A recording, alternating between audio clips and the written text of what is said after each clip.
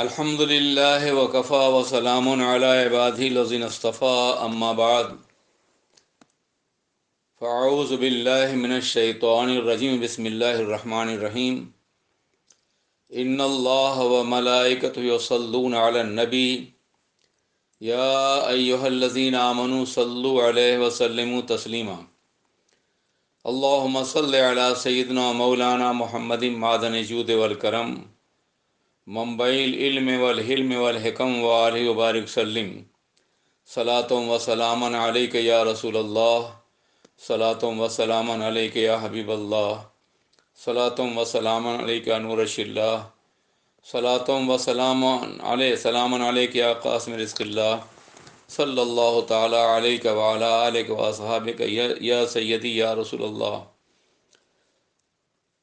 سامعین کرام، السلام علیکم ورحمۃ اللہ وبرکاتہ۔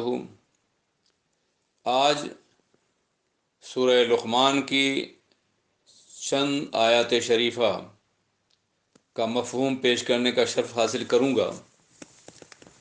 پروردگار عالم ہمیں، آپ کو اور جملہ مسلمانوں کو قرآن عظیم کی ہدایات پر عمل کرنے کی توفیق عطا فرمائے۔ سورہ لقمان بھی مکی صورت ہے۔ اس میں 4 رکوع اور 34 آیتیں ہیں۔ اس صورت میں اللہ تبارک تعالیٰ نے حضرت لقمان علیہ السلام کا تذکرہ بئی طور پہ فرمایا کہ جناب لقمان علیہ السلام نے اپنے بیٹے، اپنے فرزند کو کچھ نصیحتیں فرمائی تھیں۔ وہ نصیحتیں ایسی ہیں کہ جس پہ عمل کر کے دنیا کے تمام انسان کامیاب ہو سکتے ہیں۔ بیٹے کو نصیحت کرنے کا بنیادی مقصد یہ تھا کہ لوگ اس بات کو روایت بنا لیں کہ ہر باپ اپنے بیٹے کو اچھی باتوں کی نصیحت کرے۔ باپ ہونا بہت بڑی ذمہ داری ہے، اور یہ بہت بڑا انعام بھی ہے اللہ کی طرف سے کہ وہ باپ ہے، اس کے کوئی اولاد ہے۔ باپ نہ ہونے کر وہ لوگ محسوس کر سکتے ہیں جو بے اولاد ہیں، اور اگر اللہ نے یہ انعام عطا فرمایا کہ اسے صاحب اولاد بنایا ہے کسی کو، تو اس کے لیے ضروری ہے کہ وہ اپنے بچوں کی صحیح تربیت کر سکے، انہیں صحیح راستے پہ ڈالنے کی کوشش کرے۔ قرآن عظیم نے یہ ذمہ داری باپ کے سر بھی اور سربراہ کنبہ اور خاندان کے سر پہ بھی ڈالی ہے۔ اللہ ارشاد فرماتا ہے ایک مقام پر، یا ایھا الذین آمنوا قوا انفسکم واہلیکم نارا وقودھا الناس والحجارہ، اے ایمان والو، تم اپنے کو اور اپنی اولاد کو، اپنے اہل کو جہنم کے دکھتے ہوئے شعلوں سے بچاؤ، جس کے ایندھن انسان بھی اور پتھر بھی ہیں۔ یہ ذمہ داری اتنی اہم ہے کہ کل میدان قیامت میں ایک بیٹا جو گناہوں میں ڈوبا ہوا ہوگا، جو نماز نہ پڑھتا رہا ہوگا، قرآن پاک کی تلاوت نہیں کرتا رہا ہوگا، حلال و حرام کا اس کے اندر امتیاز نہیں رہا ہوگا زندگی میں، اللہ اسے پوچھے گا کہ تم نے نیک کام کیوں نہیں کی، یہ برائیاں کیوں کی؟ تو یہ جواب دے سکتا ہے کہ مولا قصور ہمارا نہیں ہے، قصور ہمارے ماں باپ کا ہے۔ اگر وہ خود نماز پڑھتے تو ہم بھی پڑھتے، اگر وہ خود اچھے کام کرتے تو ہم بھی کرتے، اگر وہ ہمیں صحیح راستے پہ ڈالتے تو ہم صحیح راستے پہ چلتے۔ انہوں نے ہمیں دنیا کی تعلیم دی، سرمایہ اکٹھا کرنے کا شعور دیا، دنیا میں لگائے رکھا ہم کو، اور ہمیں آخرت کی فکر نہیں ہوئی۔ اس لیے ہم سے نہ پوچھ، ہمارے والدین سے پوچھ لے۔ کل میدان قیامت میں گناہوں کے بوجھ سے ہماری کمر خود ٹوٹ رہی ہوگی، تو ہم اپنے بچوں کا بوجھ کہاں تک برداشت کر سکیں گے؟ اسی لیے جناب لقمان جو ایک بہت مشہور حکیم تھے، صاحب حکمت و دانائی تھے، ان کی دانائی اور ان کی حکمت شہرۂ آفاق ہے۔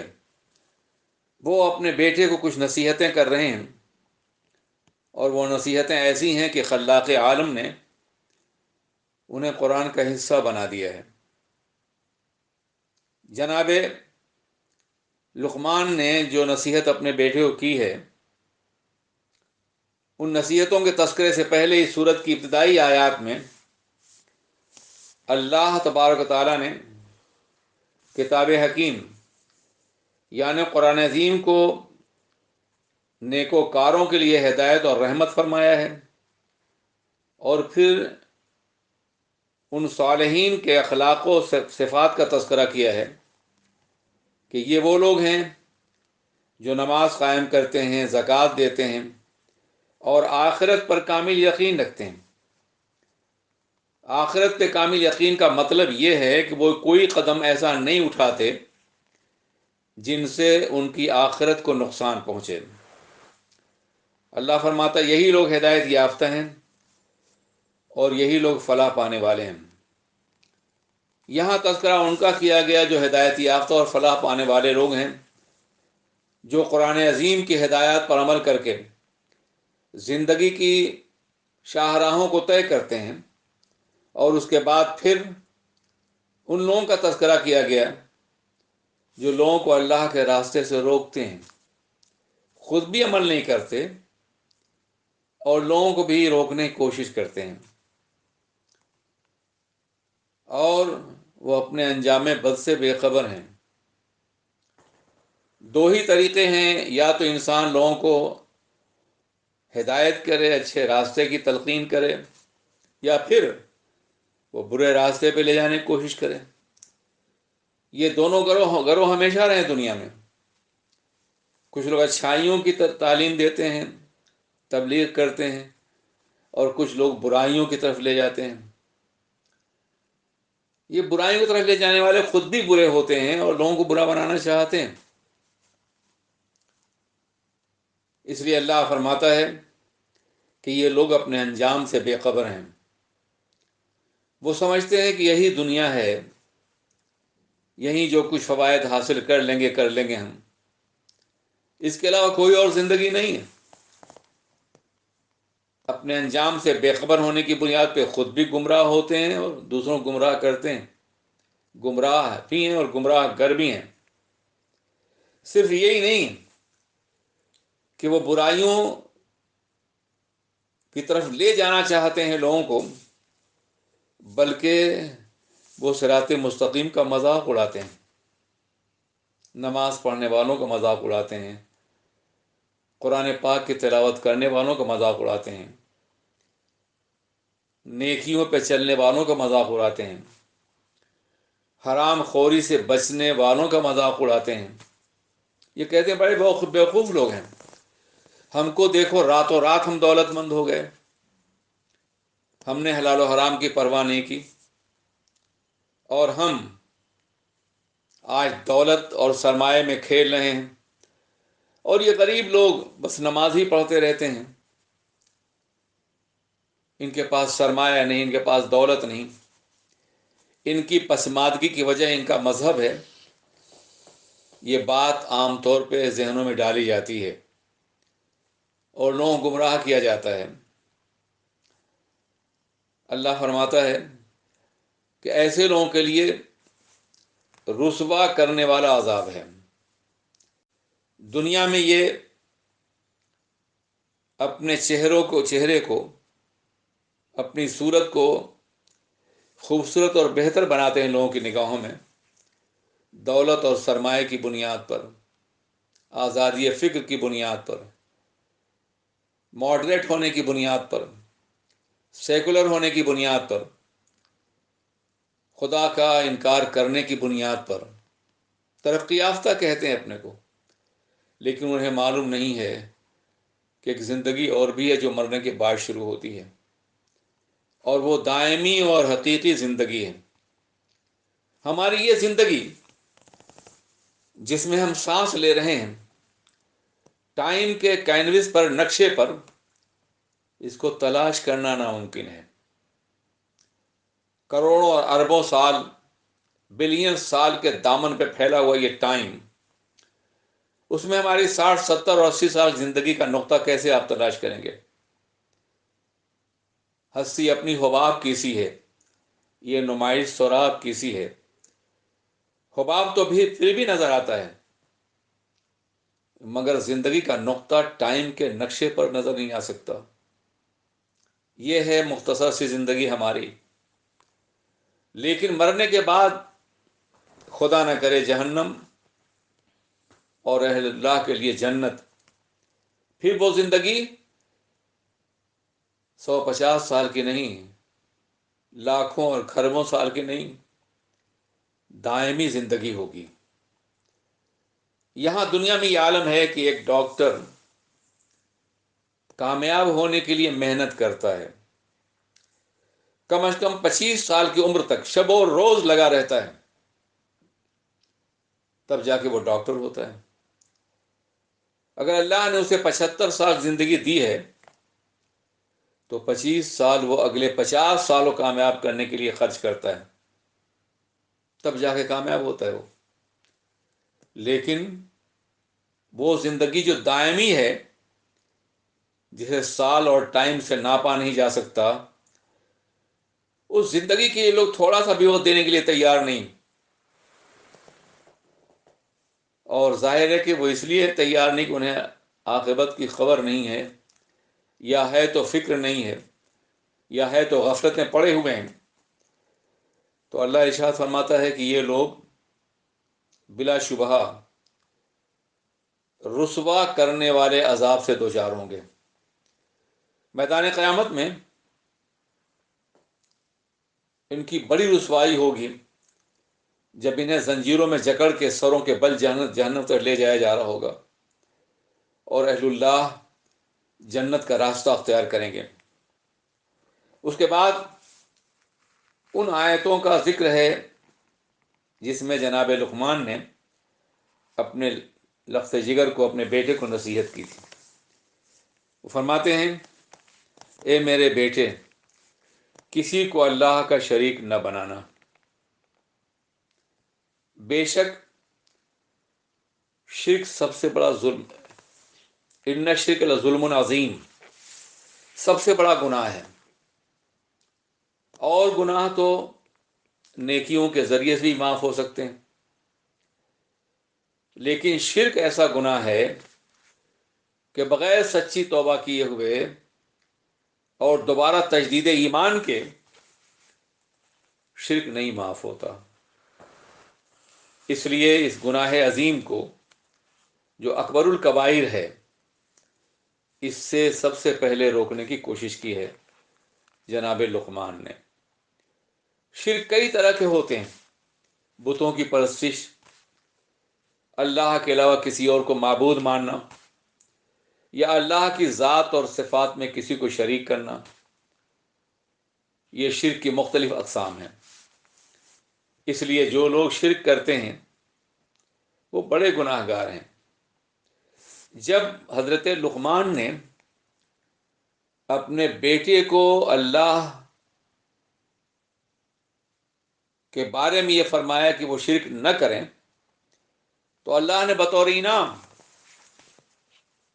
سورہ لقمان میں ایسی آیتیں بھی نازل فرمائیں جن میں نیک بیٹے، شرک نہ کرنے والے بیٹے اپنے ماں باپ کے فرما بردار ہوں۔ اللہ ارشاد فرماتا ہے، اور ہم نے انسان کو بتاکید حکم دیا کہ وہ اپنے ماں باپ کے ساتھ حسن سلوک کرے۔ اس کی ماں نے باوجود کمزوری اور ضعف کے اسے اپنے شکم میں رکھا۔ بھول جاتے ہیں لوگ کہ ہماری ماں نے کس طرح ہمیں پالا ہے، کس طرح پروان چڑھایا ہے۔ ایک ماں ایک بوجھ کو 9 مہینے تک اپنے پیٹ میں اٹھائے ہوئے چلتی ہے، اور پھر پیدائش کے وقت جو جھٹکے برداشت کرتی ہے وہ ناقابل برداشت ہیں، وہ ماں ہی برداشت کر سکتی ہے۔ اور پھر بچوں کو دودھ پلانے کی مدت سے لے کر جوانی کے مرحلے تک وہ اپنی راتیں، وہ اپنا دن، سب کچھ قربان کرتی ہے۔ وہ اپنا خون جگر پلا کے جو دودھ کی شکل میں اسے پروان چڑھاتی ہے اور پالتی ہے۔ بچہ ذرا سا تکلیف مبتلا ہو تو ماں تڑپ جاتی ہے۔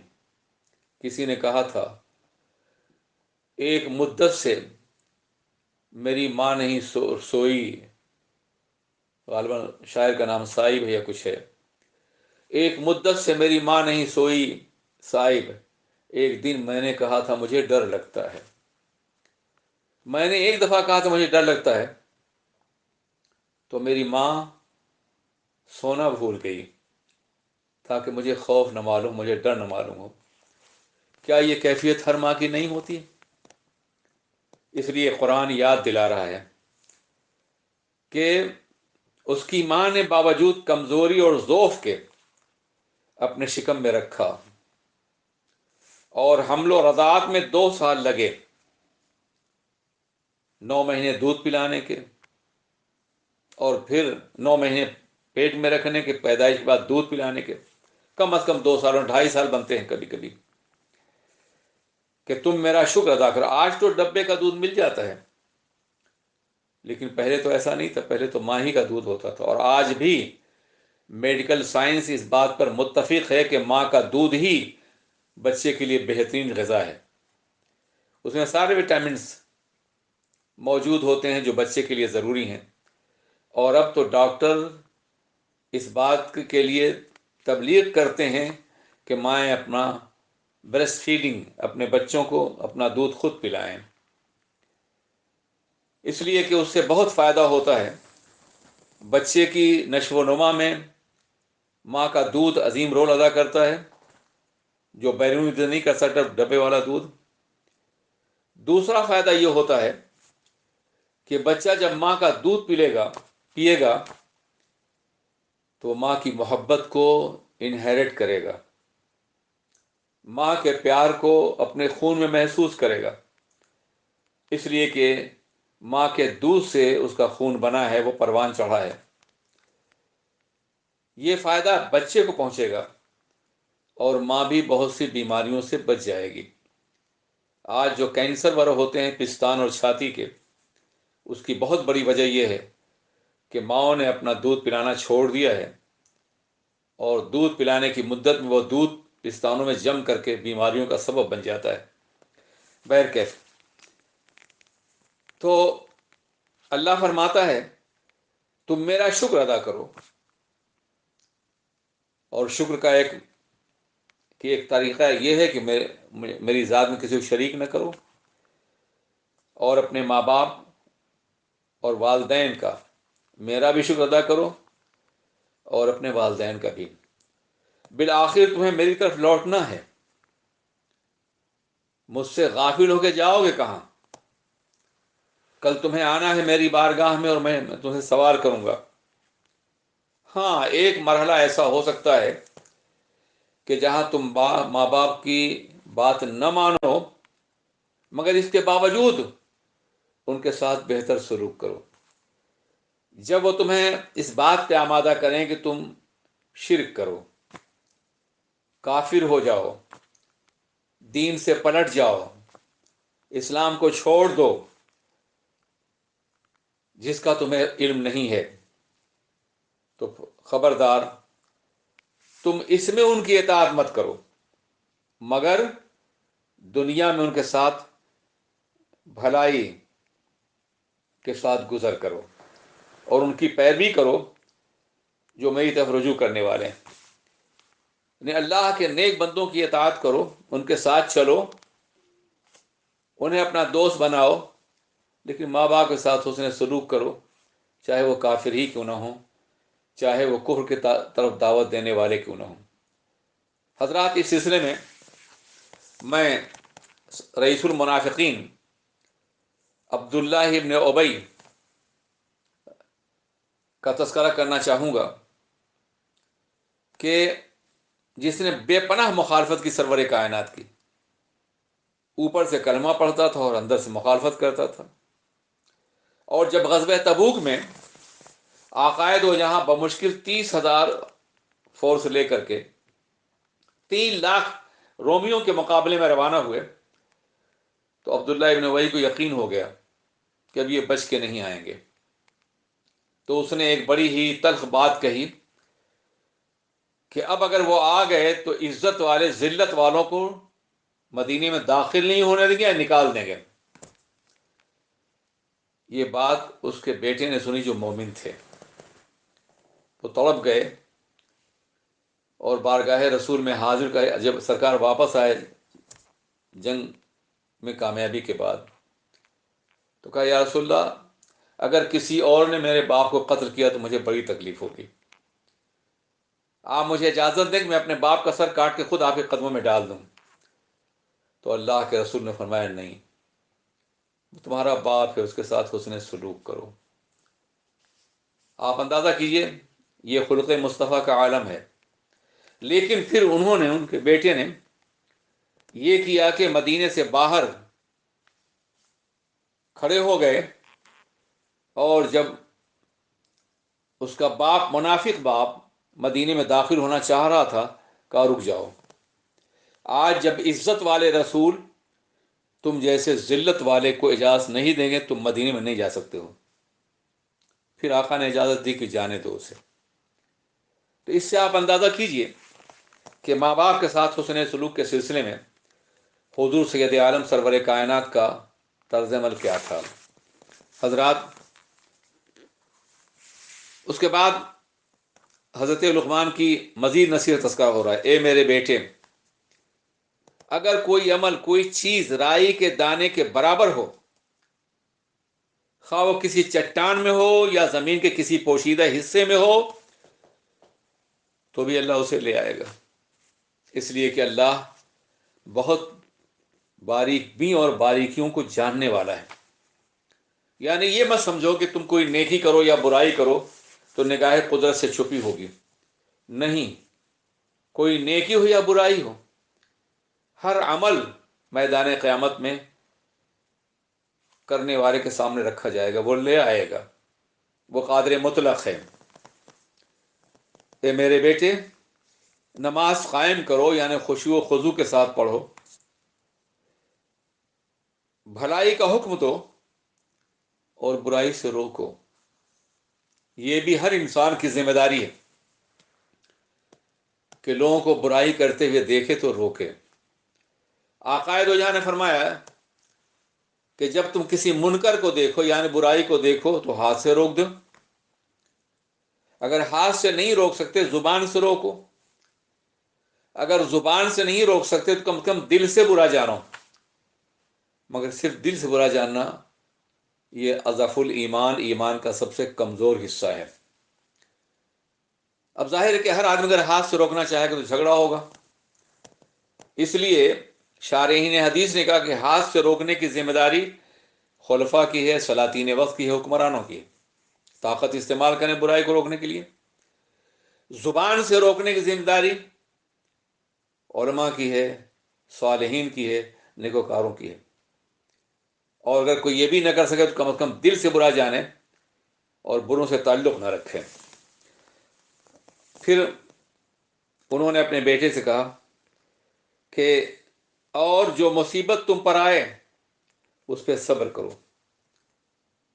بلا شبہ یہ بہت عزیمت کا کام ہے، صبر آسان نہیں ہوتا، لیکن جب صبر کرو گے تمہیں اللہ کا قرب حاصل ہوگا.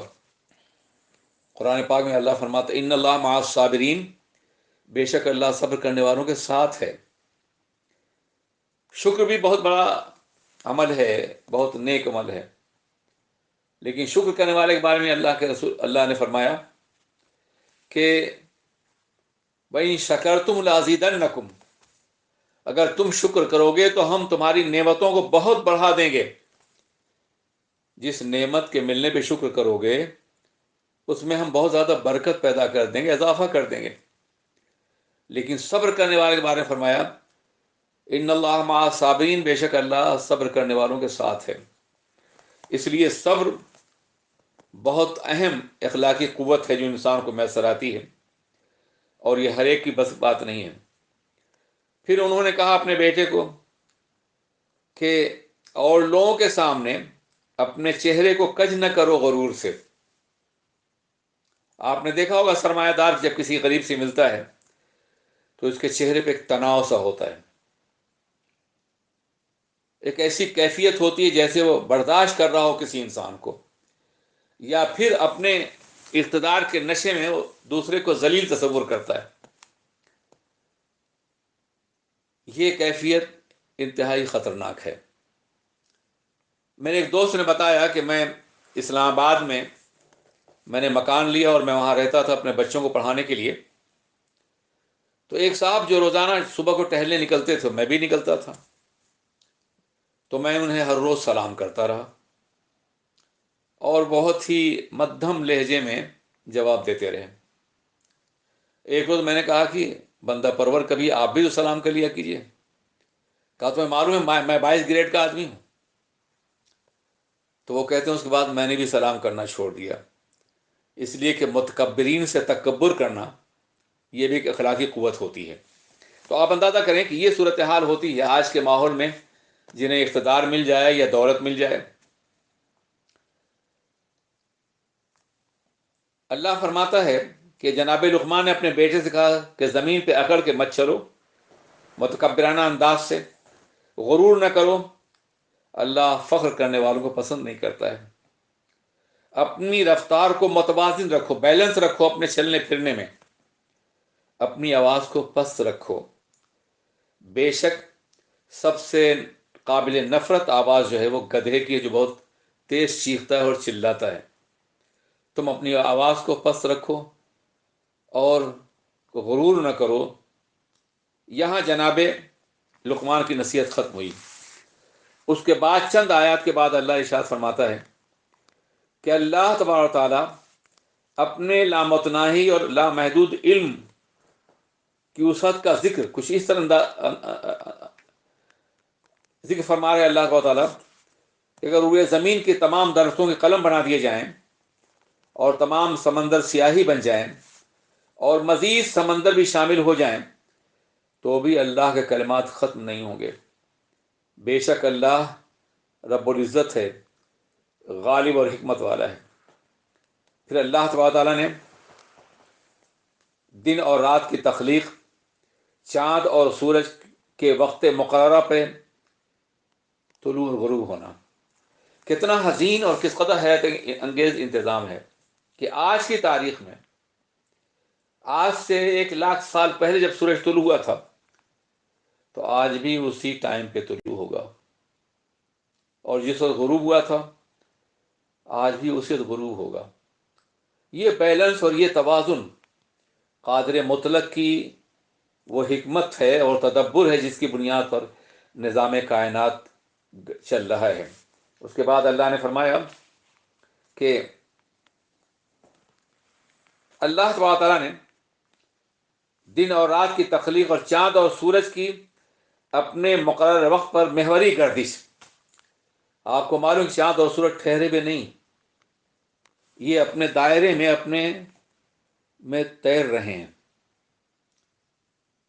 قرآن فرماتا ہے کہ وہ تیر رہے ہیں یہ سیارے اپنے اپنے دائرے میں، اور حیرت کی بات یہ ہے کہ ان کا فاصلہ برقرار رہتا ہے، اور اگر فاصلہ برقرار نہ رہے تمام سیارگان فلک میں جو لاکھوں کی تعداد میں، تو ایک روز بھی دنیا کا وجود باقی نہیں رہ جائے گا۔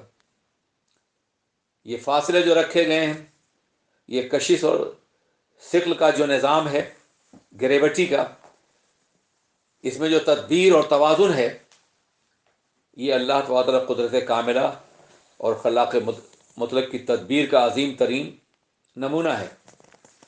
آپ اندازہ فرمائیں، چاند 2.5 کے میل کے فاصلے پر ہے، یہاں سے 2.5 میل کے فاصلے پر ہے۔